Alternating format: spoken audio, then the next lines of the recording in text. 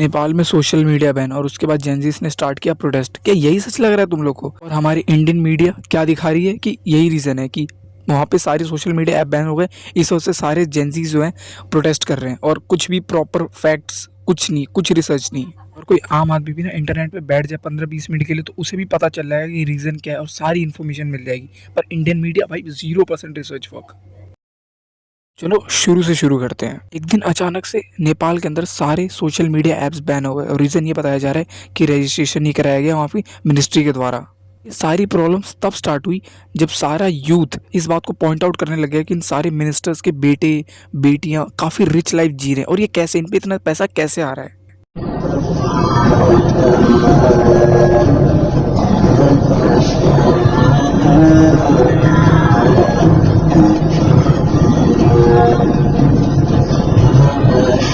जब नेपाल का सारा का सारा यूथ मिलकर के ऐसे मीम्स और ऐसे ऐसे अलग अलग वीडियोस बनाने लग गया तो अचानक से गवर्नमेंट को सोचा कि अब हम क्या करें। अभी इनको तो पता चलने लग गया कि हम सारा पैसा खर्च कहाँ पे कर रहे हैं, तो गवर्नमेंट ने बहुत मास्टर प्लान लगाया और इन्होंने सोचा कि हम सिर्फ क्या करते हैं कि सोशल मीडिया ही बैन कर देते हैं, क्योंकि इनको सिर्फ सोशल मीडिया के अलावा कुछ आता ही नहीं है करना।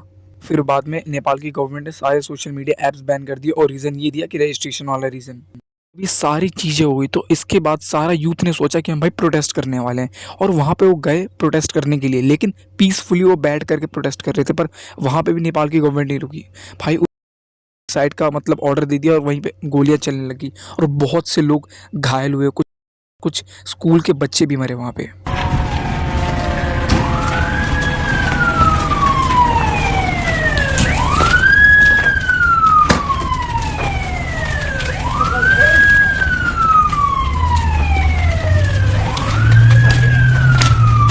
सबसे दुख की बात तो ये है कि अभी भी लोगों को लगता है कि सारी की सारी चीज़ें सिर्फ सोशल मीडिया ऐप्स बैन होने के कारण हुई हैं, जबकि असली रीज़न तो प्रोटेस्ट का तो भाई करप्शन था।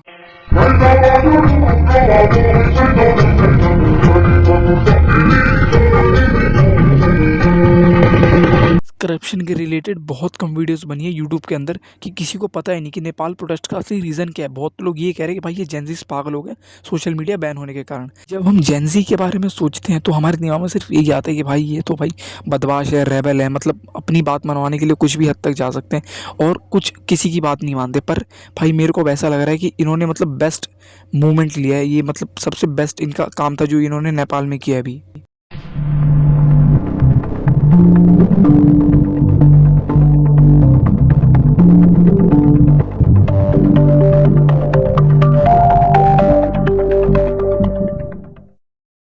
ये प्रोटेस्ट अभी तक यहीं तक नहीं चला, ये काठमांडू के अंदर मीडिया ऑफिसेस के अंदर भी आग लगा दी गई जेनजिस के द्वारा। ये तो भाई होने ही था। मेरे को बुरा, मतलब मैं बुरा नहीं कहूँगा क्योंकि ये असल में गवर्नमेंट ने ऐसी हरकत ही की थी कि भाई अब ये होना ही था ये चीज़।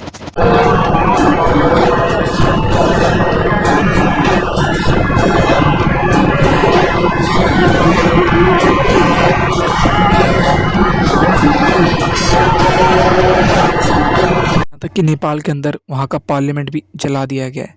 मुझे सबसे ज़्यादा दुख इस बात पे हो रहा है कि वहाँ की गवर्नमेंट ने ये बात बिल्कुल नहीं सोची कि जब प्रोटेस्ट कर रहे थे लोग पीसफुली, वहाँ पे इन्होंने कुछ यहाँ पे आग जलाने वाली चीज़ या फिर वॉयलेंस वहाँ पे कुछ नहीं किया था पूरे यूथ ने।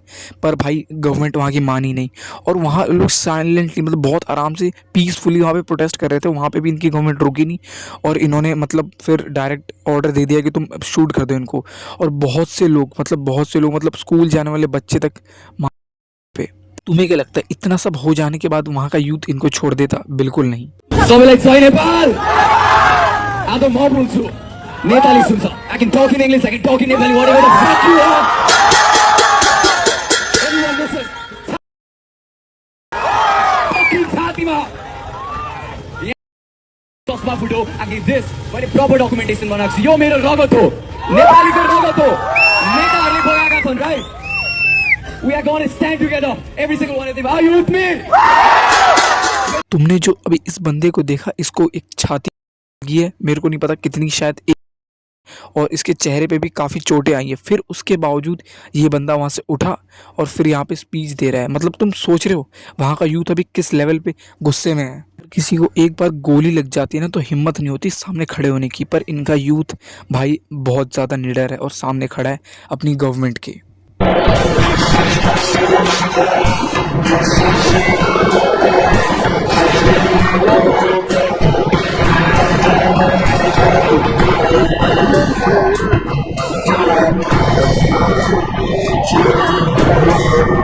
के अंदर बहुत सी चीज़ें, शॉप्स और बहुत कुछ जल चुका है और वहाँ की जो यूथ है वो सारा सामान उठा उठा के लेके जा रही है।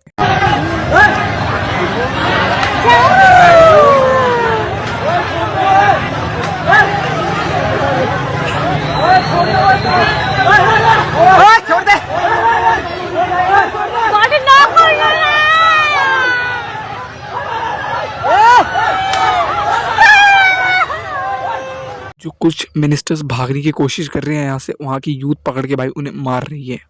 और ये प्रोटेस्ट मुझे अब तक का सबसे अलग प्रोटेस्ट लगा, चाहे बांग्लादेश हो, इंडोनेशिया, फिर कहीं भी भाई ये प्रोटेस्ट अलग से ही चल रहा है कुछ।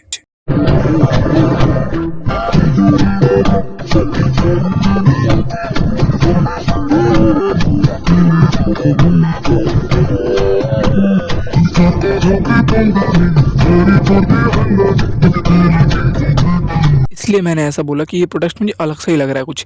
भाई यहाँ पे प्रोटेस्ट हो रहा है, साथ में डांस भी हो रहा है, सिग्मा मूवमेंट्स भी चल रहे हैं यहाँ पे।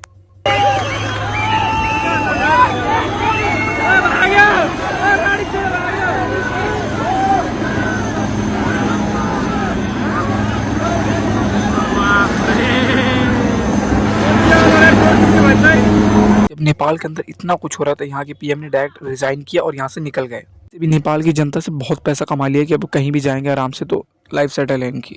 वैसे इस टॉपिक के ऊपर वीडियो बनाना मेरा काम भी नहीं था भाई, मैं तो बनाता हूँ रोस्ट वीडियोस, एंटरटेनमेंट पर्पस की वीडियोस। लेकिन मैंने जब देखा कि यूट्यूब के अंदर बहुत सी कम ऐसी वीडियोस हैं जो इस टॉपिक के ऊपर बनी हैं, तो मैंने सोचा कि मेरे को एक ऐसी वीडियो बनानी चाहिए ताकि बहुत से लोगों को इसके बारे में पता चल पाए कि नेपाल के अंदर हो क्यों रहा प्रोटेस्ट। तो अगर तुम लोगों को वीडियो अच्छी लगी हो तो भाई शेयर कर दो ज़्यादा से ज़्यादा लोगों को, ताकि लोग जान पाएँ कि हो क्या रहा है ऐसा नेपाल के अंदर।